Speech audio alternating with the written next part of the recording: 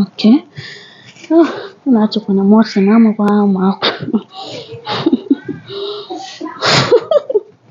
Ị bụ onye Igbo? Ọ bụ na ị bụ onye Izuọgụ.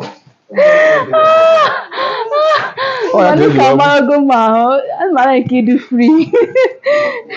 Ya bụ trọza ka m machie ya bụ trọza tupu anyị agawa na mmiri.